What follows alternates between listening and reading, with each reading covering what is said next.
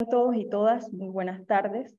El Instituto de Estudios Democráticos del Tribunal Electoral les ofrece la más cordial de las bienvenidas a esta jornada académica, que forma parte de la serie de actividades, jornadas y ciclos de conferencias que realiza el INET, dirigida a un público diverso entre académicos, investigadores e investigadoras, profesionales, juristas, estudiantes y el público en general que nos sigue a través de nuestras plataformas digitales.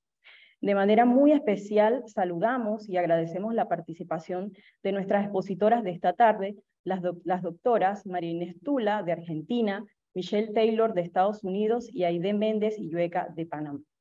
Ellas, desde su experiencia y conocimientos, nos ayudarán a desarrollar la temática de la mesa redonda que hemos denominado Reforma Electoral, la paridad en la representación política.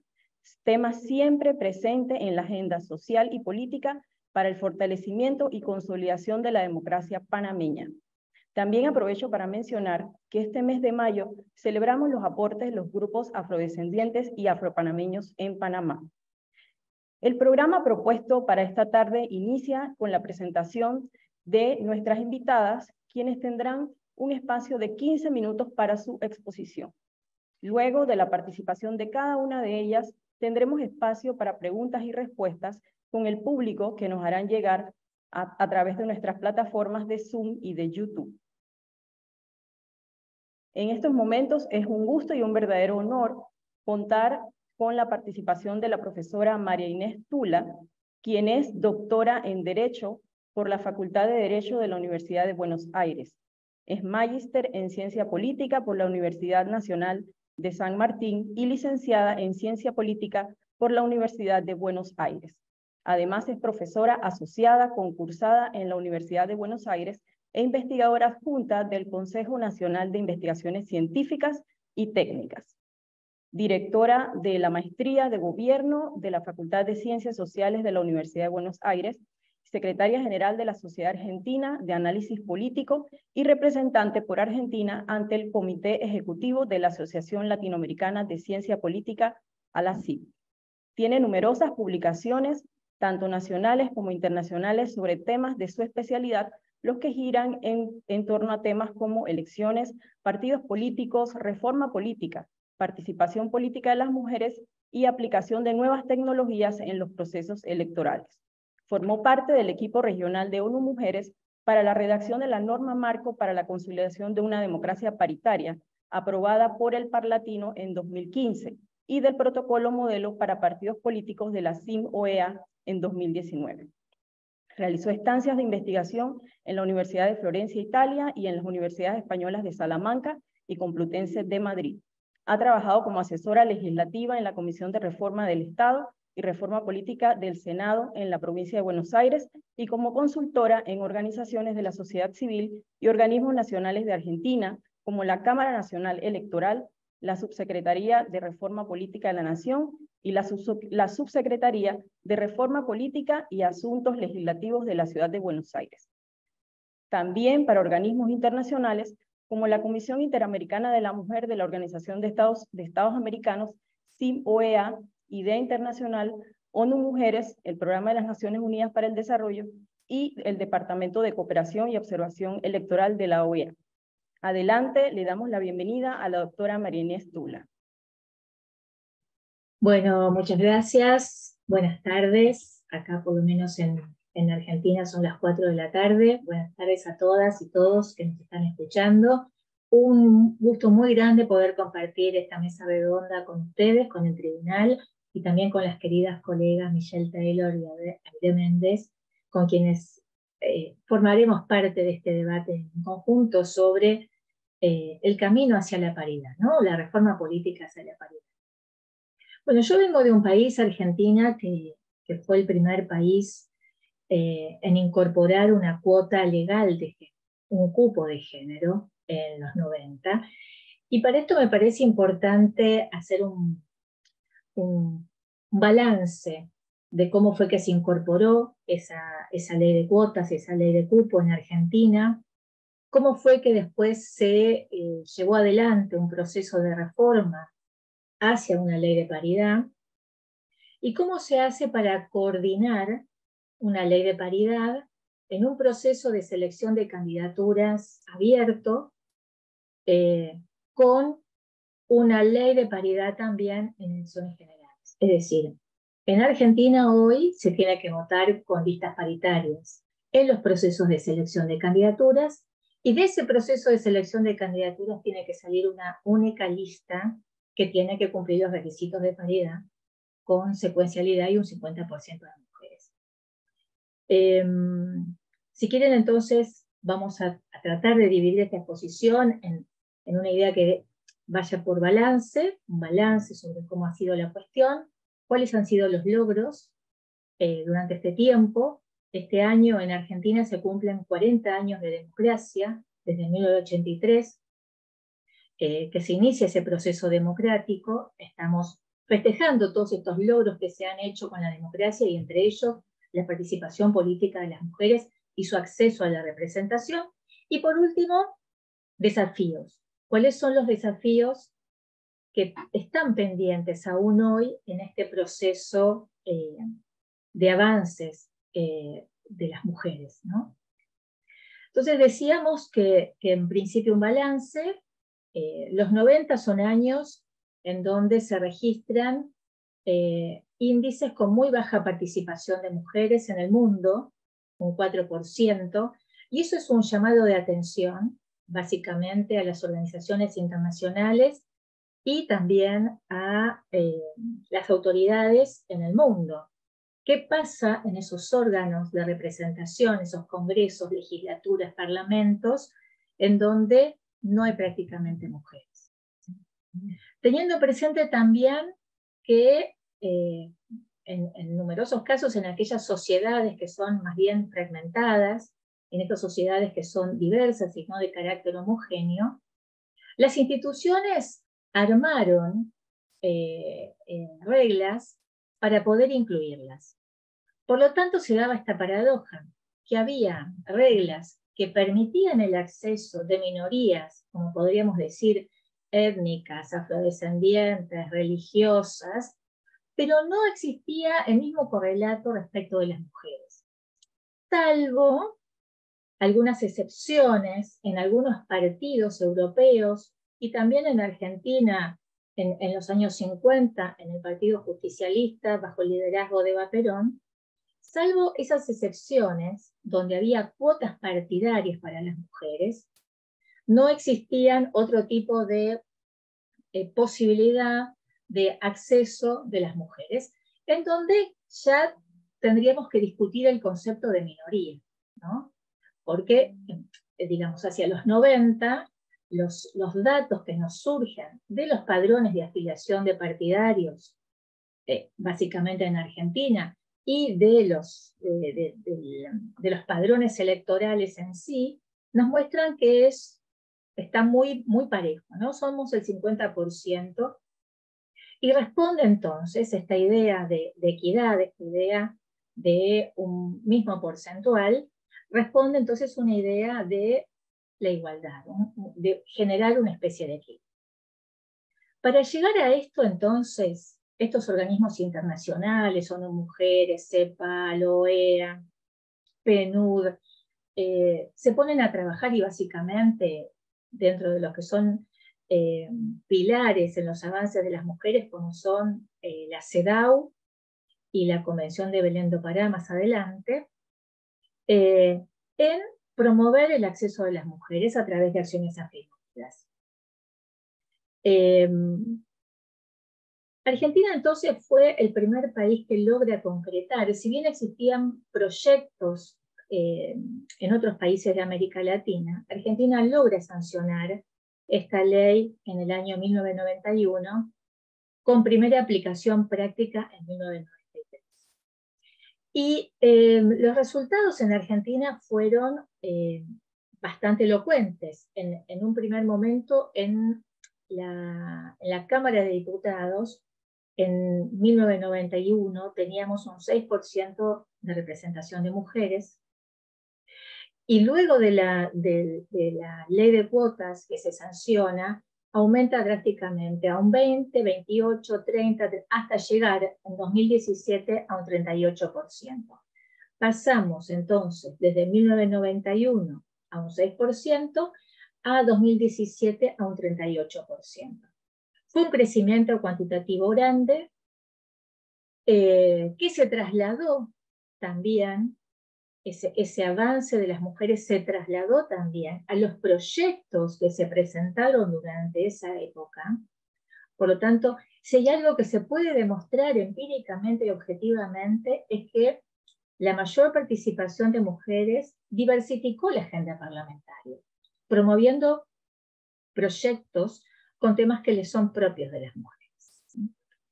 Entonces, ese ha sido un gran avance, en donde posteriormente se intentó que también las mujeres presidieran las comisiones dentro de esas legislaturas. Pero hasta ese momento, la cuestión de las cuotas o los cupos de género solamente eran a nivel legislativo, ¿no? Solamente respondía a nivel nacional, tanto para la Cámara de Diputados y posteriormente para la Cámara de Senadores, como a nivel subnacional en las 24 legislaturas que tenemos en Argentina, ¿no? Copia ese modelo a nivel subnacional.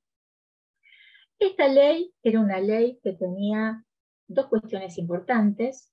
Por un lado, era obligatoria, de obligatoria aplicación para los partidos políticos. No todas las leyes que se sancionaron en América Latina fueron obligatorias.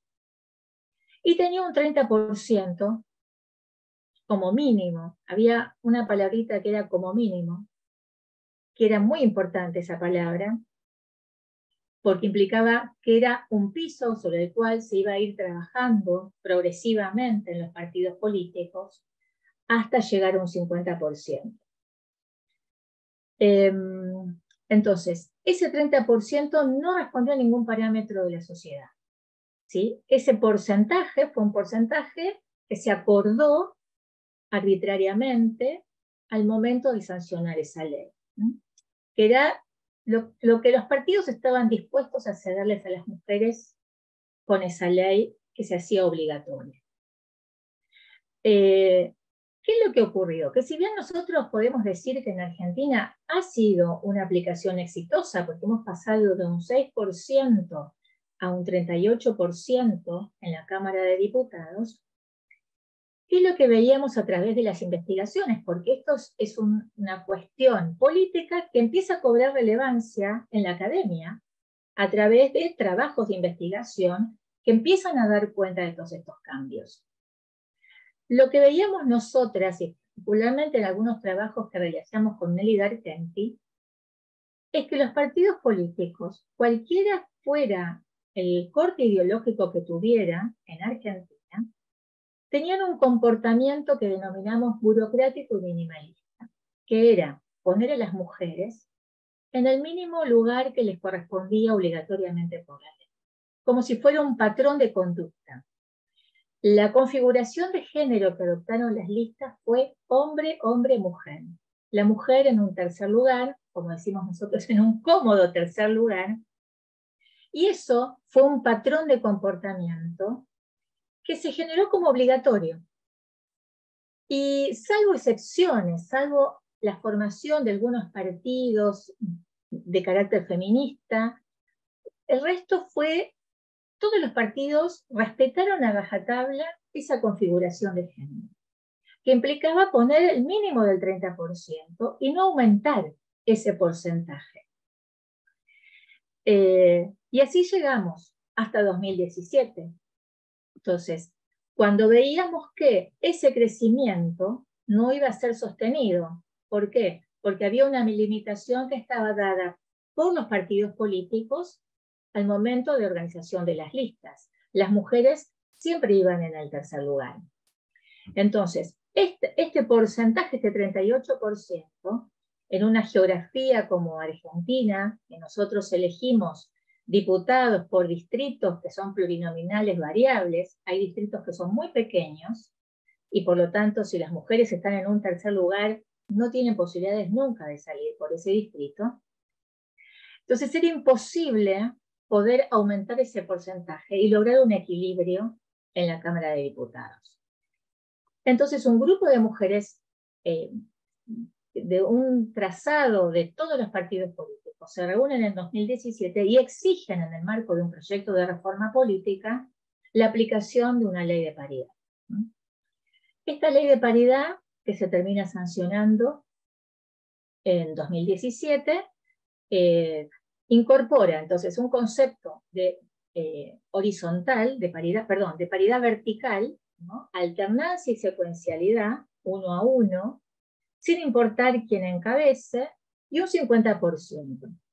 Por lo tanto, resuelve la paridad cuando se interpreta con un 50%, que sí responde a un parámetro social, resuelve los problemas de los acuerdos de los partidos por qué porcentaje darle a las mujeres. Y en la primera aplicación que se dio de la ley de paridad en 2019, para la primera renovación, y completa en 2021, ya tenemos la Cámara de Diputados, toda electa por la regla de la paridad, incrementó a un 42 y un 43%.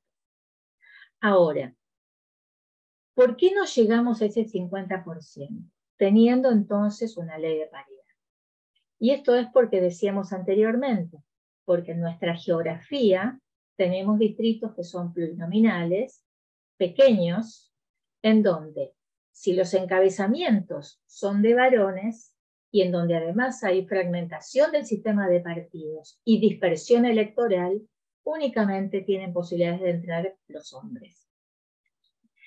Se han presentado proyectos en Argentina para poder incluir algún tipo de paridad horizontal.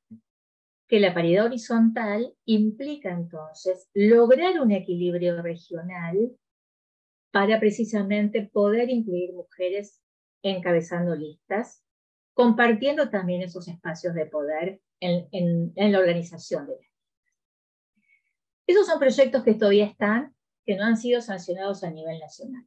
Pero, es interesante destacar dos soluciones que han hecho, una a nivel provincial, la provincia de San Luis, a raíz de la incorporación de su ley de paridad provincial, incorporó una cláusula transitoria que sostiene que durante dos elecciones, la del 2021 y la del 2023, la Cámara de Diputados, todas las listas tienen que ser encabezadas por mujeres. Eso también fue un avance directo en la representación de ese cuerpo legislativo provincial en San Luis, ¿no? Se hizo 2021, no ha habido grandes disconformidades dentro de los partidos en el sentido de que no han presentado demandas a la justicia electoral, como siempre bajo el argumento de que no hay mujeres para poner en los partidos. Eso no ha ocurrido en el 2021 y este año se tienen las elecciones del 2023. El otro caso que me parece interesante también destacar es el de un municipio de una provincia al sur de la Argentina, que es Tierra del Fuego, es la provincia más austral que tenemos, en donde en el municipio de Ushuaia existe voto preferente. Un municipio que tiene 7 concejales, donde se eligen a través del voto preferente. ¿Qué fue lo que ocurrió? En 2 ocasiones hubo consejos deliberantes con la totalidad de hombres, formados con la totalidad de hombres. ¿Por qué? Porque eran los más votados. Y esto es no porque exista una idea de perjudicar a las mujeres que no son conocidas, que no son pensadas para la política, sino porque hay también un desequilibrio respecto de los recursos cuando implica la hora de competir tanto interpartidariamente como intrapartidariamente, ¿no? Hay un desfasaje respecto de los recursos de las candidaturas, se trate de hombres o de mujeres, que son las que justamente con estas acciones afirmativas se busca promover. Pero las leyes de financiamiento no tienen acciones afirmativas que promuevan en igual medida la participación de esas. Por lo tanto, hay un desfasaje cuando hay voto preferente en las campañas electorales que puedan realizar. Entonces, se ha dado la situación en que ese Consejo Deliberante estaba formado todo por hombres. se han reunido mujeres de diferentes partidos políticos y han promovido una demanda contra el Consejo Deliberante. Ellas se han hecho llamar las paritaristas del fin del mundo, porque es la provincia más austral que tenemos en Argentina, y lograron que se introduzca en la reforma de la Carta Orgánica del municipio un sistema que logre incorporar una paridad de resultados. ¿Esto qué implica? Que ingresen los candidatos más votados, el primero, el que sea más votado, pero el segundo más votado tiene que ser del género opuesto. Entonces, de esa manera, logramos un equilibrio también en los ingresos a ese órgano de representación. Algo parecido ocurrió en la constituyente chilena del año pasado. Esta fue una acción que se promovió en los años 2018 y que la justicia demoró 3 años en resolverlo. Pero me parecía interesante poder traerles estos ejemplos que se vienen practicando a nivel subnacional para poder mejorar la performance de las mujeres. Ahora, ¿cuáles son los desafíos, para ir cerrando? ¿Cuáles son los desafíos que tenemos? En primer lugar, trabajar sobre el concepto de vacancia género por género. Nuestra ley incorpora un concepto de vacancia género por género que ha sido mal interpretado por la justicia, en el sentido de cuando se incorpora en la ley la vacancia género por género, lo que se quiere es proteger a las mujeres para que no renuncien y accedan en su lugar los varones, que era una práctica, digamos, muy común en Argentina y en América Latina en general. Se incorpora a la ley con esta idea de poder generar un blindaje a las candidaturas de las mujeres, que no puedan renunciar, que no las obliguen a renunciar para que sea un varón, y en ese caso no perder ese lugar. Ahora, una vez que las legisladoras acceden a la representación y renuncian o se mueren, y queda vacante eso, la justicia ha hecho una interpretación literal. Sale un hombre, tiene que ingresar un hombre. Sale una mujer, tiene que ingresar una mujer. Ahora, cuando se producen renuncias muchas veces porque los hombres acceden a cargos de mayor jerarquía, en ese caso también se produce un desfasaje. ¿Por qué? Porque los hombres siguen siendo los que mayoritariamente ocupan estas bancas. Entonces se han presentado proyectos a través de los cuales estas vacancias género por género sean para el género menos representado en la legislatura.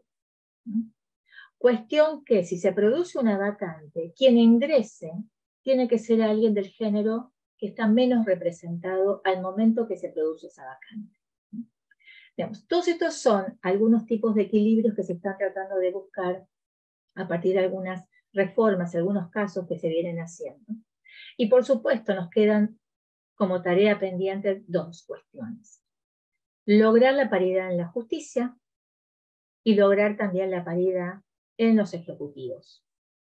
Y acá cierro para generar un debate posterior. Muchas gracias. Muchísimas gracias, doctora María Inés Tula, por esta presentación, este recorrido que nos hace sobre lo que ha sucedido en la Argentina, siendo el primer país que alcanza el tema de la paridad en la representación femenina a nivel de la Cámara Legislativa o la Cámara de Diputados a nivel nacional.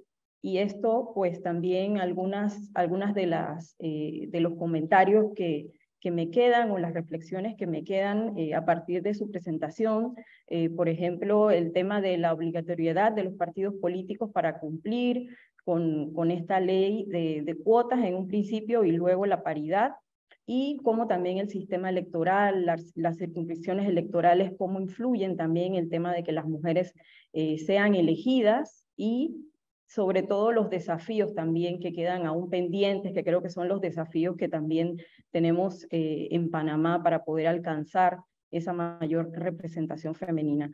Muchas gracias.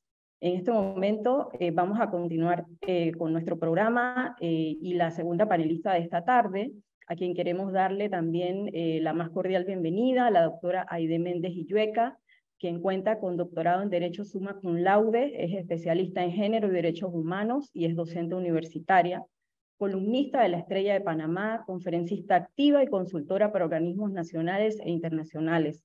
Ha sido distinguida con la medalla Clara González de Beringer por el Colegio Nacional de Abogados, entre otros premios y reconocimientos por su trabajo voluntario a favor de los derechos humanos de las mujeres y su incidencia política mediante la redacción de propuestas de leyes a favor de grupos vulnerables.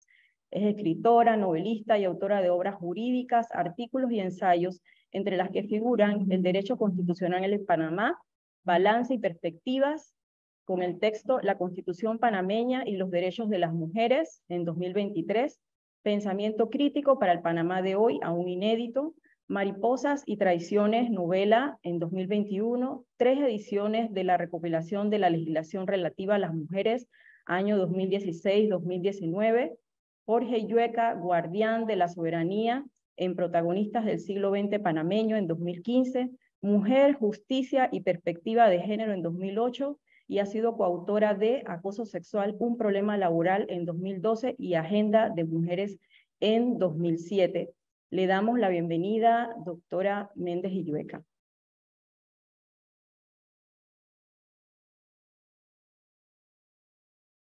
Tenemos todos entendido y claro que la falta de paridad en la representación política constituye una forma de violencia contra la mujer, como lo dice el artículo 1 de la CEDAW y el artículo 6 de la Convención Belén do Pará.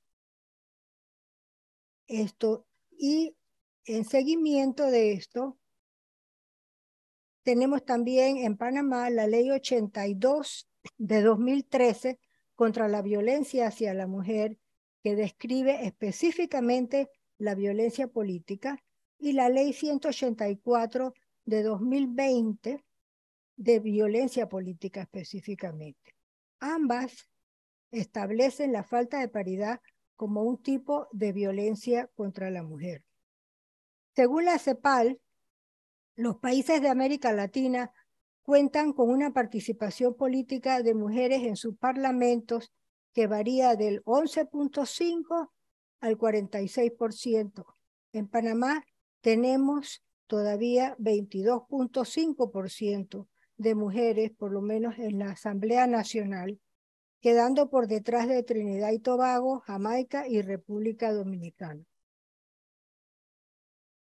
A pesar de haber tenido una mujer presidente desde la transición de la democracia, Panamá ha tenido siempre bajos niveles de representación política femenina en la Asamblea Nacional. En 1994, como pueden ver aquí, 8%, bajísimo. En el 99, 10%, subimos en el 2004 para volver a bajar en el 2009 al 9%.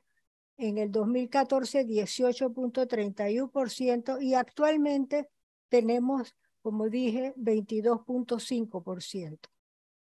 El resultado de esto es que las mujeres no han contado con la masa crítica necesaria para impulsar leyes y reformas, ¿no? Porque se tienen que enfrentar a muchos obstáculos. Primero tienen que sortear 3 procesos dentro de los partidos. Tienen que romper el techo de cristal, el techo de dinero y el techo de poder masculino. Luego tienen que ser seleccionadas por el partido para poder ser elegidas entonces por el electorado. Y también se enfrentan a dificultades de 3 tipos: las dificultades institucionales, dificultades partidistas y dificultades con el imaginario colectivo de la misma sociedad, ¿no? Las dificultades institucionales son herramientas débiles, falta de incentivos que favorezcan la representación política de grupos subrepresentados, falta de mandatos claros sobre dónde deben ubicarse los géneros en la lista, que es lo que se llama el mandato de posición cremallera, falta de sanciones fuertes por incumplimiento y la utilización de válvulas de escape y artilugios que vamos a ver ahora para no cumplir con lo establecido en la ley. Las dificultades también existen dentro de los partidos, que son manejados por líderes y grupos de poder, que son los que deciden quiénes acceden a las listas y quiénes deciden también los perfiles que representarán al partido ante la ciudadanía. Los grupos de poder eligen las candidaturas en función de su resultado electoral y no por el mérito de las candidatas ni porque quieran cumplir con la ley, ¿no? Además de eso, persiste dentro de los partidos el imaginario de que las mujeres no votan por mujeres. Entonces también se enfrentan a las dificultades de la misma sociedad, el imaginario colectivo de la sociedad, con estereotipos de género, las afirmaciones de que las mujeres no están capacitadas. Yo siempre me pregunto, ¿y los hombres sí están capacitados? Porque yo conozco muchos que no lo están y sin embargo son reelectos, ¿no? Se dice que las mujeres entran a la política, que cuando entran a la política se masculinizan, que no les interesa la política. Todo esto agravado por el modo en que los medios masivos de comunicación sexualizan y cosifican la figura femenina y reproducen los estereotipos que están presentes en la sociedad civil, en las iniciativas femeninas, en las instituciones públicas y en la sociedad en general. Se suele entonces invisibilizar a la mujer, no se escucha su voz y se les aparta de los espacios de poder. Entonces, en un esfuerzo por sacudirse todos estos obstáculos, porque las normativas que eran anteriores al 2020 eran normativas débiles, sin sanciones claras ni fuertes para quienes las incumplían. Tenían las válvulas de escape, que ahora vamos a ver qué son, lagunas jurídicas, y eran leyes sin dientes. Las leyes sin dientes son letra muerta, porque no sancionan y no obligan a que se cumplan, ¿no? Entonces, en cuanto a las leyes aprobadas antes del 2020, en un esfuerzo por favorecer la representación femenina, pero con los defectos que hemos mencionado, tenemos la Ley 22 de 1997. Esta ley exigía un porcentaje muy bajo de 30% de candidaturas de mujeres para elecciones internas. No tenía la palabra mínimo, o sea que 30% era 30% y así con eso se cumplía nada más, ¿verdad? Tenía la válvula de escape. ¿Cuál es la válvula de escape? Que si no hay suficientes mujeres, se pueden llenar las candidaturas con aspirantes hombres. Y nunca había suficientes mujeres, por supuesto. Falta de sanciones claras y se permitía registrar las candidaturas sin cumplir con la ley. O sea que el órgano electoral no sancionaba fuertemente a quienes incumplían la norma, ¿no? Podemos ver aquí la importancia de la participación del Tribunal Electoral y de la intervención del Tribunal Electoral, ya que si el tribunal es complaciente, los partidos usan la válvula de escape y por el contrario, si el tribunal aplica la norma de manera efectiva, los partidos se ven obligados a cumplirla. Los partidos políticos dificultan las carreras políticas de las mujeres porque las mismas tienen dificultades para conseguir recursos, para hacer campaña, para enfrentarse a los núcleos de poder masculino que existen dentro de los partidos y además se ven obligadas a recurrir a estrategias de supervivencia, como desarrollar estilos de liderazgo que imitan a los de los hombres, ¿no? Estos grupos de poder, como dije, piensan nada más en función del resultado electoral y no por el mérito de los candidatos. Entonces, después de 1997, vino la ley 54 de 2012. Esta ley en realidad no tiene que ver con los puestos de elección popular, porque lo que hace es que establece la participación de las mujeres en las juntas directivas de instituciones autónomas. Perdón, viene la ley del 2012 primero, que subió el porcentaje a 50%, pero solo en relación con los procesos de selección de candidaturas y no en las candidaturas a elecciones generales. Pero esta ley mantuvo la válvula de escape y todavía tenía falta de sanciones fuertes, ¿no? Entonces luego vino la ley 82 de 2013, que es la ley que describe la violencia política, es la ley contra la violencia de las mujeres, y describe la violencia política como la discriminación en el acceso a las oportunidades para ocupar cargos o puestos públicos y a los recursos, así como a puestos de elección popular o posiciones relevantes dentro de los partidos políticos. Pero no establece normas específicas de cuotas, ni sobre cómo elaborar las listas, ni nada de eso. Entonces, en el 2017 se promulgó la ley 56, que no se refiere a cargos por elección popular, sino acceso a toma de decisiones, por lo menos, ¿no? Establece participación de 30% de mujeres en las juntas directivas estatales, de las instituciones autónomas, las empresas públicas, los intermediarios financieros, las empresas de capital mixto. Y esta ley tiene la particularidad de que se aplica en diferentes etapas.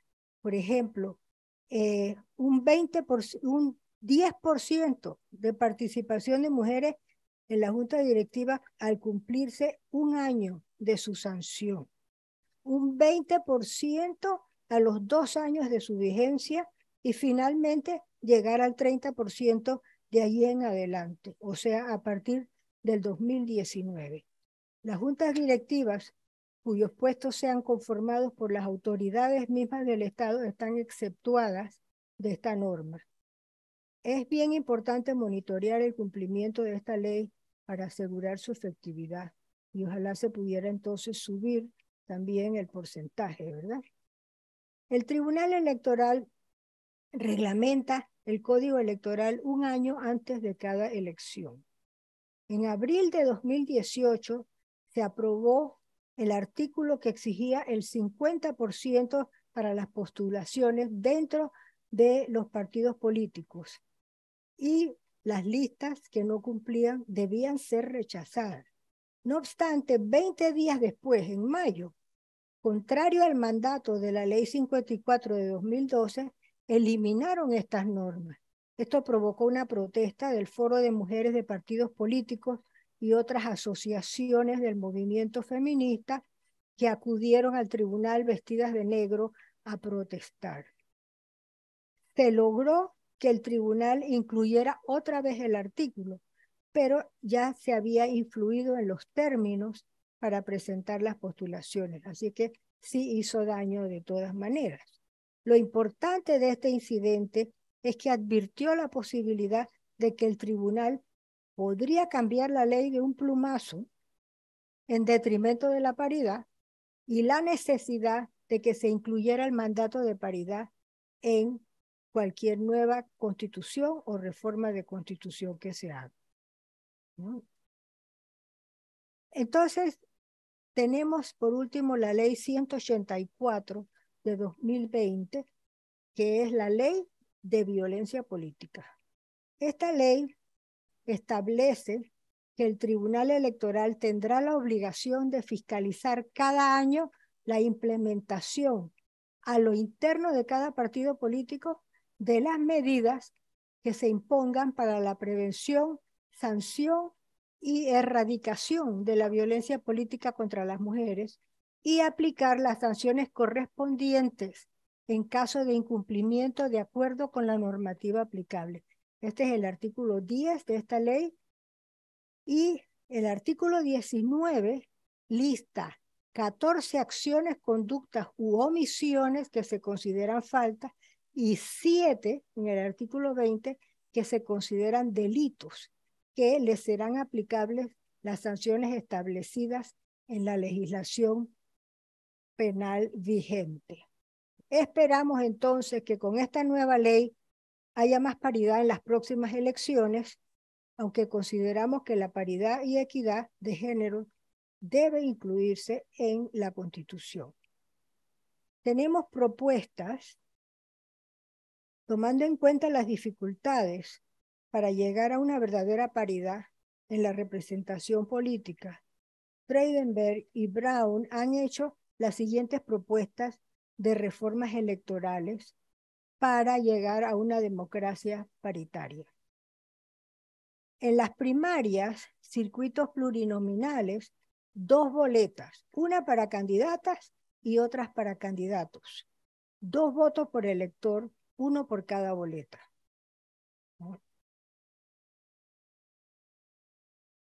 Luego,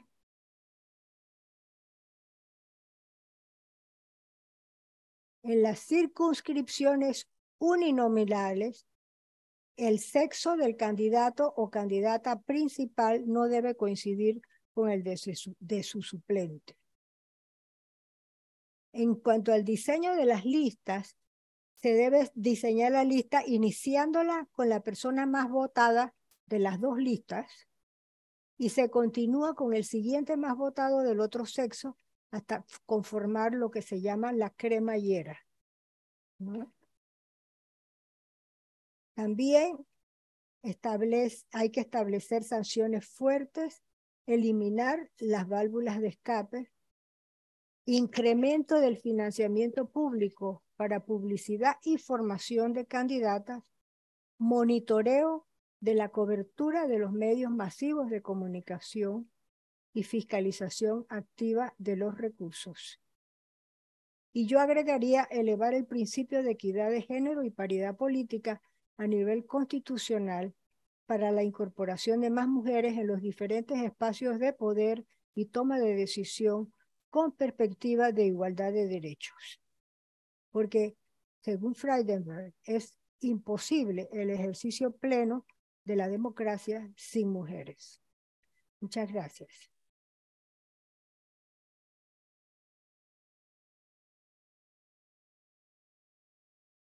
Agradecemos a la doctora Aide Méndez Illueca por su participación y por esos aportes que nos deja esta tarde en su recorrido, su reflexión, sobre todo en las normas que en nuestro país contamos para fomentar que exista una mayor participación y una mayor representación femenina en la política y en todos los espacios de toma de decisiones, y también deja, creo que, algunas reflexiones o recomendaciones importantes que vienen también de, como se mencionaba anteriormente, las investigaciones que se han hecho y cómo el tema ha cobrado una importancia para la academia, con diferentes investigaciones que buscan aportar algunas de esas medidas que se podrían tomar para ese logro de la paridad. Muchísimas gracias por su participación, y en este momento le corresponde el espacio a la doctora Michelle Taylor Robinson,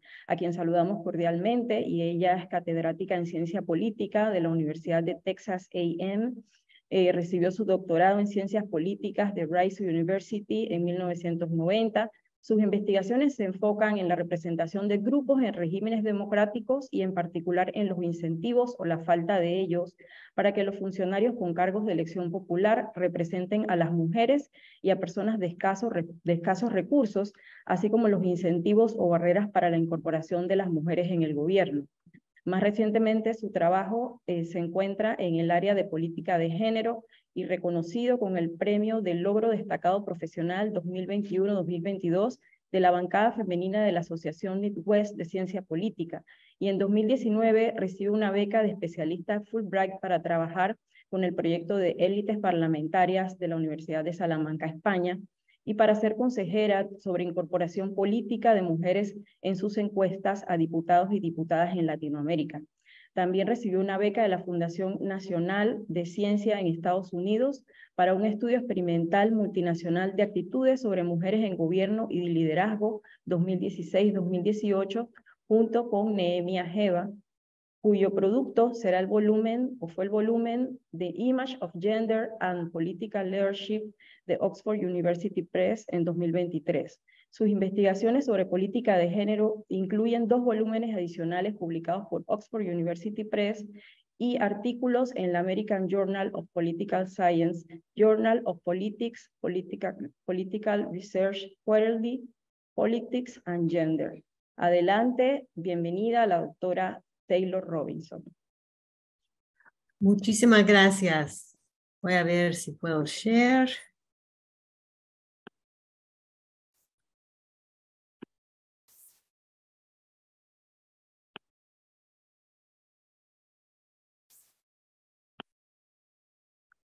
Ok. Muchísimas gracias para esta oportunidad. Es un honor y un placer estar aquí con ustedes para discutir este asunto tan importante. Mi enfoque hoy es lo que explica la falta de paridad en gobiernos. Mujeres somos por lo menos una mitad de los ciudadanos. Hemos tenido el voto para décadas. Y en muchas sociedades, mujeres tienen el mismo nivel de educación o más educación que los hombres, y muchas mujeres trabajan inclusive en profesiones. En otras palabras, podemos decir que la suministra de mujeres que pueden ser políticos es grande, pero mujeres todavía siguen siendo menos, normalmente mucho menos, que una mitad de las personas que toman las decisiones de nuestros gobiernos. Para explorar esta pregunta, presentaré algo de mi libro nuevo, The Image of Gender and Political Leadership, con Nehemia Jeva. Investigamos la demanda por mujeres en gobierno. Demanda deseada por el público es algo importante entender porque pueda influenciar la demanda exigida por los dirigentes de los partidos políticos. Nuestra pregunta: ¿piensan los votantes que mujeres parezcan líderes? ¿O todavía tienen imágenes tradicionales que líderes son hombres? La teoría en ciencia política y psicología predice que mujeres serán evaluadas como líderes donde hay más experiencia con mujeres en gobierno. Si vemos muchas mujeres en gobierno, sexo no será importante en nuestra imagen de un líder. Es como en la historia, médicos fueron hombres, 100%. Pero si se convierte común encontrar mujeres doctoras de medicina, la imagen cambia. Pero el contexto de la política en un país también importa. Si el enfoque de la política del gobierno se centra en servicios sociales como salud o educación, la imagen de un líder puede ser más femenina. Pero si el enfoque se centra en defensa y problemas de seguridad, se apoyará una imagen tradicional, que líderes son hombres.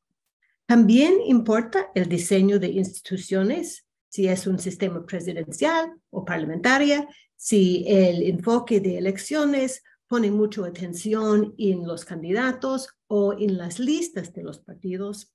Y también diferencias individuales pueden influenciar la imagen del liderazgo, su sexo, su partido, el nivel de educación y profesión de su madre.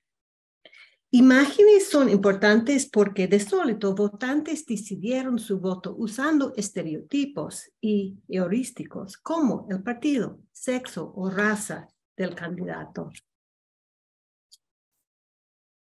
Realizamos nuestro experimento en 8 países con adultos jóvenes con edad promedio de 18 años, en aulas de universidades, escuelas técnicas y secundarias, con 6,324 participantes. Nuestro diseño experimental es 2x2x2. Sexo de candidato es nuestro tratamiento y puede ver en el círculo rojo aquí. El primer control es plataforma del partido con presentación de los planes del partido en 6 áreas. Y el control número 2 es nombre del partido, si fue incluido o no en el tratamiento. Puede ver el círculo rojo. Presentamos el tratamiento en un discurso del candidato de aproximadamente 600 palabras, más una biografía corta. Participantes leyeron un discurso de un candidato o una candidata por el Congreso Nacional de su país y dieron su evaluación de este candidato o candidata. Aquí está un ejemplo de un tratamiento de Uruguay. Se redactaron el discurso usando plataformas de los 2 partidos más grandes en cada país. Y favor de notar que el discurso fue exactamente el mismo para la candidata y el candidato del mismo partido. Después de leer el discurso, los participantes rellenaban un cuestionario con 18 preguntas para evaluar el candidato o candidata por distintos cargos: diputado, ministro, líder del partido, su capacidad de ganar votos, su capacidad de dirigir 12 áreas de política. Presentamos evaluaciones promedios de la candidata en comparación con el candidato. Escogemos estos 8 países y 2 estados o provincias en los países federales porque son democracias de largo tiempo. Tienen variación en tipo de elección. Algunos tienen listas cerradas, otros listas abiertas, otro SMD. Hay 4 sistemas presidenciales, 4 sistemas parlamentarios y de mayor importancia, hay variación entre países en la incorporación de mujeres en gobierno y también variación en el enfoque de política y en la agenda del Estado. En conjunto, nuestros resultados indican que mujeres son evaluadas como líderes capaces, es decir, no distintos estadísticamente de hombres, en cargos como diputado, como ministra, como líder del partido, en áreas de política estereotípicamente masculino y también femenino. Aun si la candidata no incluyó información sobre la área política en su discurso. Esos son resultados felices para el futuro de paridad en política, pero no son los resultados anticipados en contextos donde la experiencia con mujeres en gobierno permanece mínima, como en Uruguay o Canadá o los Estados Unidos. Pero el contexto de política del país o estado sí que puede importarse mucho. Cuando la agenda tiene enfoque en seguridad, la imagen de un líder todavía sigue siendo tradicional. Aquí son los resultados de evaluaciones de candidatos como ministro en el gabinete. El eje X presenta nuestros casos y el eje Y presenta la evaluación promedio por candidatos, la barra gris, y el promedio por candidatas, la barra blanca. Un valor más grande indica más eficaz. El género de candidato es significante en Uruguay, pero favorece a las mujeres. Solamente en Quebec, Canadá y Israel se encuentran evaluaciones de hombres significativamente más favorables. Y en Quebec, el tamaño del efecto de la plataforma del partido es mucho más grande que el efecto de género del candidato. Basado en este resultado, no podemos decir que el género de candidato no tenga importancia. Sin embargo, nuestros resultados no indican que solamente hombres pueden ser ministros. Pero los resultados indican que los y las participantes reaccionaban al tratamiento control. Aquí se puede ver el efecto de mi partido. Si él o la participante recibió un discurso de su partido preferido, el partido que opone, o el participante no tiene un partido preferido. Partido es significante en todas las evaluaciones de ser ministro, con evaluaciones más favorables si el candidato o candidata es de su partido preferido. En el resumen, partido político, nuestro control, es el componente importante en la imagen mental de un líder, de los y las participantes. La teoría de in-groups tiene la expectativa de que serían las mujeres que aceptan mujeres como líderes. Pero en nuestro estudio, los hombres también vean mujeres como líderes. Aquí se pueden ver las evaluaciones de candidato como diputado. Israel es la excepción donde los hombres dan evaluaciones mucho más favorables al candidato masculino. Y Israel es un caso con incorporación mínima de mujeres en la Knesset y en el gabinete, y también el gobierno israelita tiene un enfoque muy fuerte en defensa y seguridad. Aquí tenemos los resultados por país, por áreas de política estereotípicamente masculino en comparación con áreas de política estereotípicamente femeninas. La fila inferior son los asuntos discutidos en el discurso: economía, seguridad, salud, educación. Arriba son los asuntos no discutidos en el discurso, donde tenemos la expectación de encontrar los estereotipos más poderosos: energía, agricultura, infraestructura. Lo más importante en estos resultados es que en casi todos mujeres reciben evaluaciones favorables en áreas de política estereotípicamente asociados con hombres. Eso significa que no hay diferencias estadísticamente significativas entre evaluaciones del candidato y candidata, inclusive cuando la tema no se mencionó en el discurso. Pero hay casos excepcionales. Primeramente, en Israel, aquí podemos ver que el hombre, el candidato, es evaluado más favorable que la mujer en la área política de seguridad, arriba a la izquierda. Y recuerdan que el hombre y la mujer dijeron exactamente las mismas informaciones sobre la política de seguridad en su discurso. Aunque en Israel mujeres cumplen servicio militar obligatorio, todavía los militares de carrera y oficiales militares de alto rango siguen siendo casi todos hombres. También en Israel el hombre tiene una evaluación más favorable en la área de política de energía, que no está parte del discurso. Esto puede ver en la parte inferior de la figura. Pero aquí podemos ver que es solamente los participantes, los hombres participantes, que tienen esta evaluación que hombres son correctos para dirigir energía.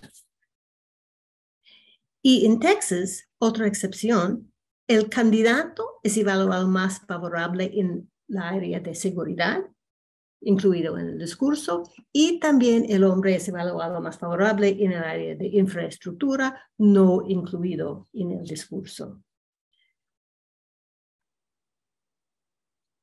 Estos resultados, por lo menos en 7 de 10 países, en 7 de 8 países, indican que adultos jóvenes vean mujeres como líderes.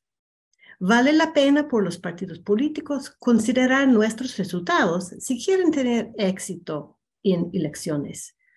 Pero todavía la lucha continúa por paridad en gobiernos.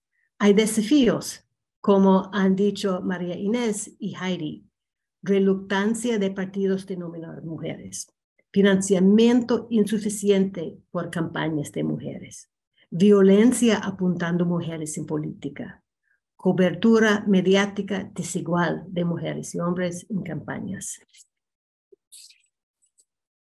La lucha continúa.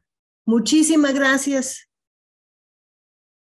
Gracias por esta oportunidad. Muchísimas gracias a usted, doctora Michelle Taylor, por la presentación de este interesante estudio que viene también a dar pues un panorama un poco más amplio de cómo se puede llegar a influir de alguna forma en esa representación y cómo sobre todo ven a las mujeres, cuáles son esos estereotipos que se forman alrededor de la imagen de las mujeres, pero también la importancia del discurso, del análisis del discurso político, que cómo llega a ese público y cómo es recibido, si viene de un hombre o de una mujer, y sobre todo lo que comentaba de las áreas específicas, ¿no? Si se trata de un área de seguridad, se visualiza mayormente a un hombre como la persona que tenga las competencias para llevar adelante esta cartera, versus a las mujeres que siempre pues hemos estado mayormente representadas en otro tipo de profesiones, a pesar de tener muchas otras capacidades y conocimientos en muchísimas áreas diversas. Entonces es muy interesante y viene a dar un complemento para todo lo que hemos conversado en esta tarde sobre la representación política y su importancia. Y pues nuestro público ha estado muy atento a las presentaciones que ustedes han hecho en esta tarde. Y bueno, tendría alguna pregunta para cada una.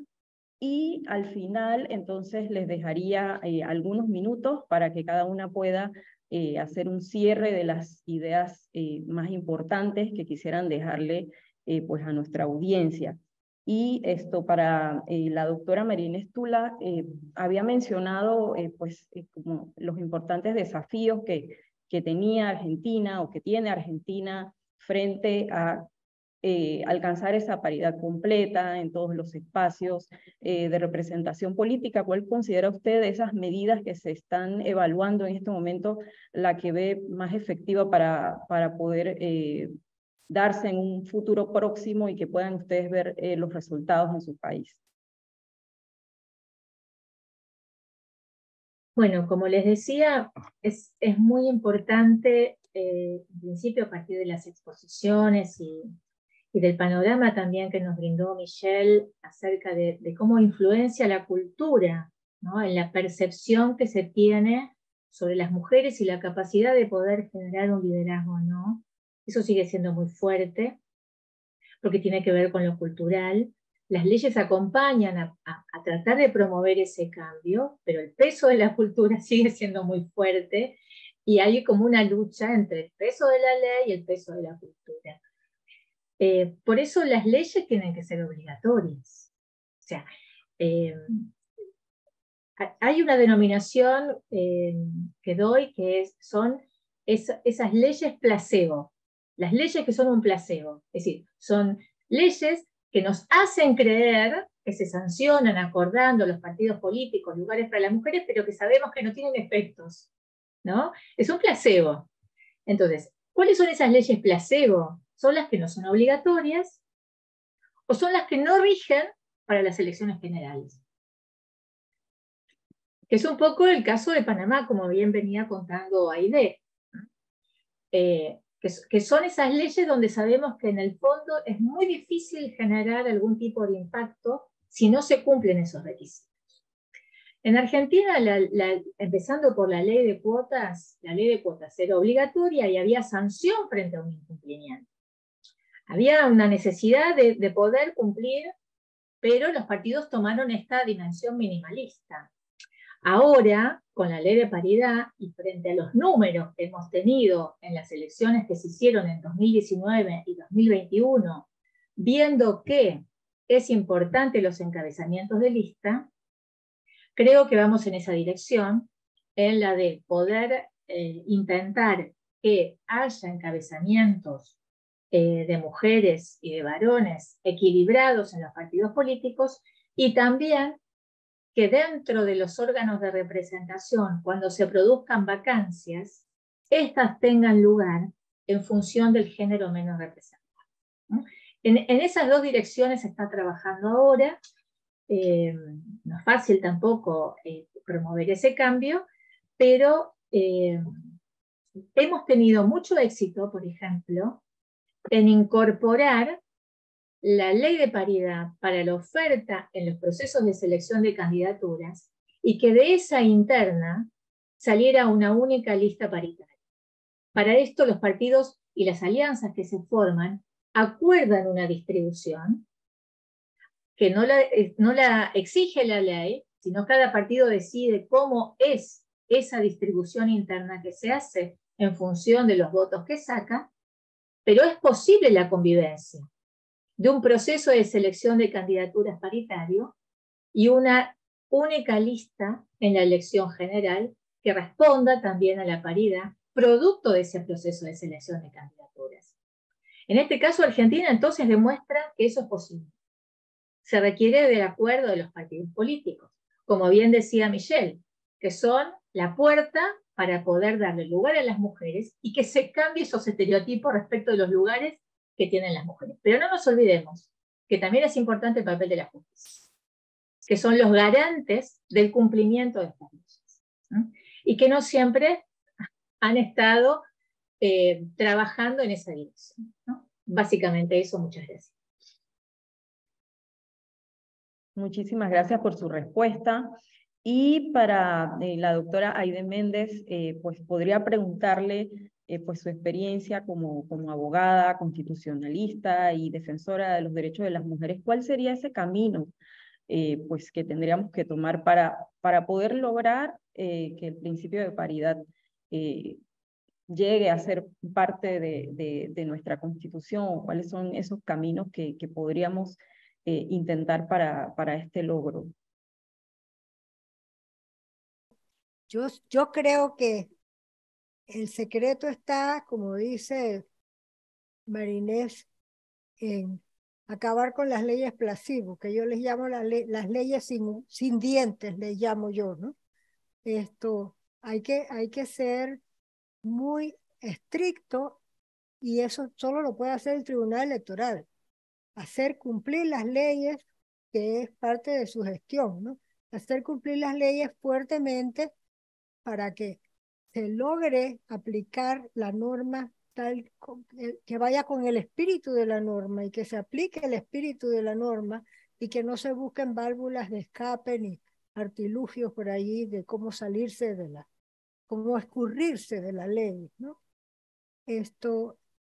Cuando se estaban diseñando las reformas constitucionales, que hubo varios grupos que participaron, dejaron participar a la juventud y ahí un ratito al foro de mujeres de partidos políticos. Sin embargo, el movimiento feminista tuvo muy poca participación de esas modificaciones, que total no fueron aprobadas por la Asamblea y por eso se está pensando ahora en una constituyente, porque no nos hicieron caso y elaboramos un documento bastante completo de los cambios que nosotros creíamos que favorecían a las mujeres. No nos estábamos metiendo en todo lo demás, sino simplemente en la parte que tenía que ver con los derechos de las mujeres, y sin embargo no logramos hacer ruido, pues como debía ser, ¿no? Pero yo tengo la esperanza de que sí logremos que eso se incluya, la paridad y la equidad se incluya en la Constitución, para evitar que de un plumazo pues nos cambien la ley, ¿no? Porque a veces amanecemos sin ley y a veces tenemos la ley y de repente desaparece con un plumazo, y eso es para eso es que tiene que estar en la Constitución, para que no vuelva a pasar. Agradecemos esa respuesta. Y pues para la doctora Taylor, la pregunta sería, en virtud de ese estudio y que seguramente se podrán hacer otros estudios tomando otros países como referencia, tal vez países como Panamá, vi que está Costa Rica, cómo se hizo esa selección de países y si habrá estudios en el futuro que contemplen a Panamá. Gracias. Estaría muy interesante hacer el estudio en Panamá. Am, la- Empezamos con Costa Rica por su historia amplia de inclusión de mujeres en política, pensando en una comparación con Suecia, porque Suecia tiene una de las historias más amplias de inclusión de mujeres. Yo recibí una beca de mi universidad, ya tengo contactos en Costa Rica, fue posible hacer el estudio en Costa Rica. Con los sobres de la beca, fuimos a Israel, Nehemia Geva está en Israel, tenemos contactos muy buenos allá y Israel es un contraste con Costa Rica enorme por el mínimo inclusión de mujeres en gobierno y también Costa Rica no tiene ejército, Israel obviamente tiene y necesita ejército. Y por eso empezamos con esos dos, con los resultados muy interesantes y distintos. Después de recibir la beca del National Science Foundation, tuvimos dinero para 6 países más. Y estábamos pensando en cobertura más global. Obviamente no tenemos un país asiático, estaría muy interesante incluir Corea del Sur o Japón. Hay un problema grandote que es nosotros no hablamos coreano ni japonés. Otro desafío del estudio es un país federal, es más costoso. Pero pienso que en el futuro estaría muy interesante, por ejemplo, visitar más países en Centroamérica porque tienen mucha influencia en sus propias noticias por su geográfica común. Necesito más dinero. Con mucho gusto quiero hacer el trabajo en otros países. Muchísimas gracias. Bueno, en este momento les dejaría a cada una un minuto para dejar alguna reflexión que quieran compartir con nuestra audiencia para despedir el webinar.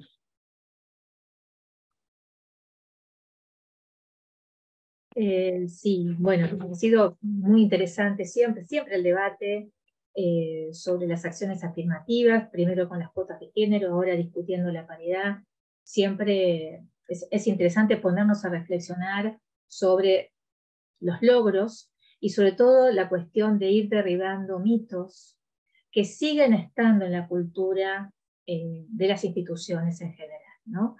Entonces me parece muy importante ver también cuáles son los arreglos institucionales que algunos países que intentan en esa tensión que hay con la cultura remediarlo vía las reglas formales, se están avanzando para que finalmente la participación igualitaria de mujeres tenga un final en el acceso a la representación y que esta también sea equilibrada, ¿no? Entonces me parece muy importante seguir discutiendo esto, sobre todo de los países que han logrado mayores posibilidades, y felicito a Michelle por su enorme trabajo y ojalá consiga financiamiento para seguir trabajando en otros países. Sería bueno tener sobre todo América Latina.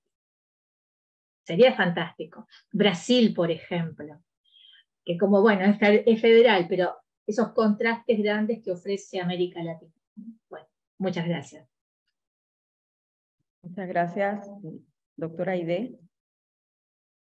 Bueno, yo creo que lo importante y lo más difícil es cambiar un paradigma, ¿verdad? Se pueden cambiar las leyes, se pueden, en realidad en Panamá tenemos muy buenas leyes, algunas no tan buenas, algunas que faltan, pero por lo general tenemos buenas leyes, pero no se cumplen, porque siempre buscan la forma de escurrirse de ellas, ¿no? Y es por el paradigma.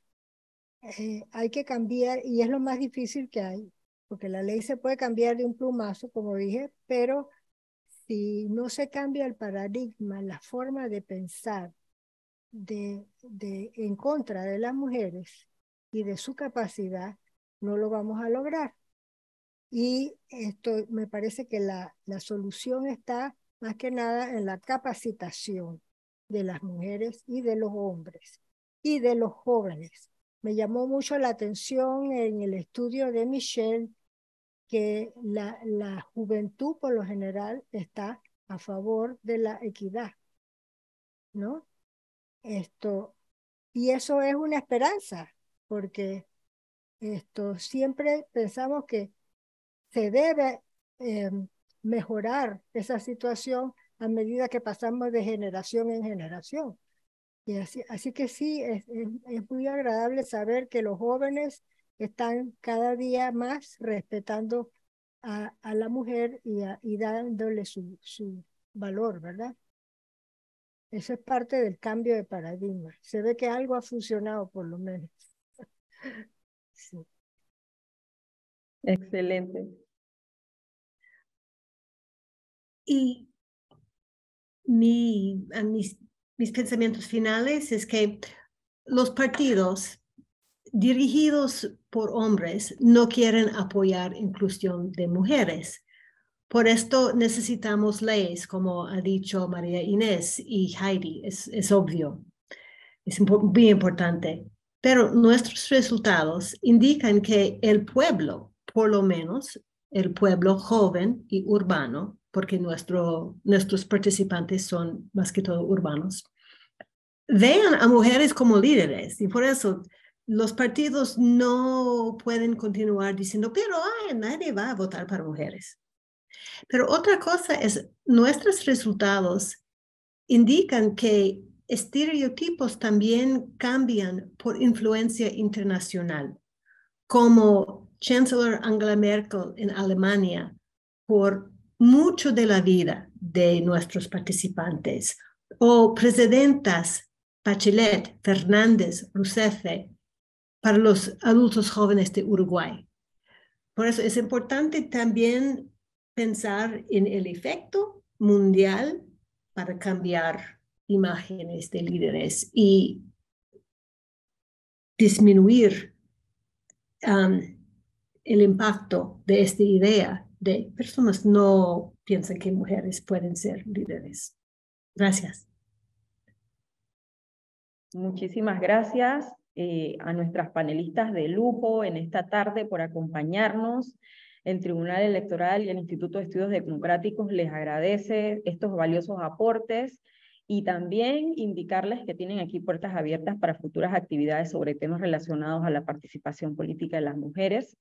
También se agradece al público que permanece con nosotros y recordarles que esta presentación y todas las que transmitimos permanecen disponibles en el canal de YouTube del Instituto de Estudios Democráticos para ser aprovechadas en otro momento y de igual manera les invitamos a suscribirse para que reciban las notificaciones de próximas actividades. Muchas gracias a todos y feliz tarde.